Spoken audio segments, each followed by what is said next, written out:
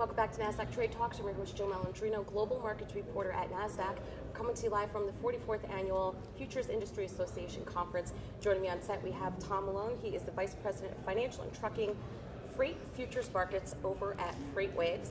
That's quite the mouthful. Yes, it is. That is quite the mouthful over there. So let's get an overview of the freight and shipping futures markets. Sure. So the industry itself is about $730 billion underlying. So to put it in context, it's bigger than oil, it's bigger than agriculture, it's bigger than electricity. So a very, very big market. There are thousands of participants in it, whether it be a shipping company, which could be like Amazon.com, a carrier, which would be somebody like a US Express, or a broker, an intermediary that puts a carrier and a shipper together. I did not realize that the shipping market was that big. It's huge. I did not realize it was even larger than the energy market. So I would imagine that there's a lot of data that can be extracted here that can give you a really good picture on the global economy. Yes, so I mean, trucking is a leading economic indicator for the economy. Trucking comprises about 8% of GDP, so again, very massive, very relevant to the markets.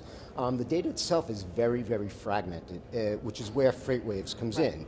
Because we've built our own data platform called Sonar, where we're aggregating about 150 different data sources and providing that market or that view to the market in a very easy to use data platform. So, and what would the end user, I would imagine like a buy-side portfolio manager, what would they do with this kind of data? What are they looking for? Well, it's all fundamental. So they're looking at it from a predictive way to figure out, what's going on in the economy.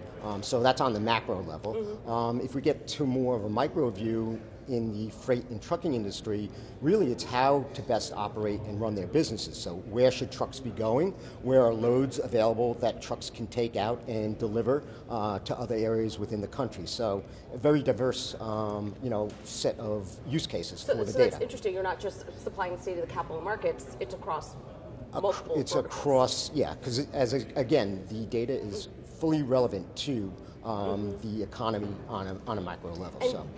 So let's talk about alternative data in general. Do you think that's going to continue to just explode in the growth that we've seen? It seems to be a very hot topic this year at FIA and FOCA. Yeah, and I think the data sets that we have are that type of data. It's alternative data. It's the first time it's really been aggregated and is available to anybody that has exposure to freight or is interested in freight. All right, Tom, so interesting. Thanks so much for joining us at FOCA. And thank you for joining me. I'm Jill Malandrino, Global Markets Reporter at Nasdaq. Okay.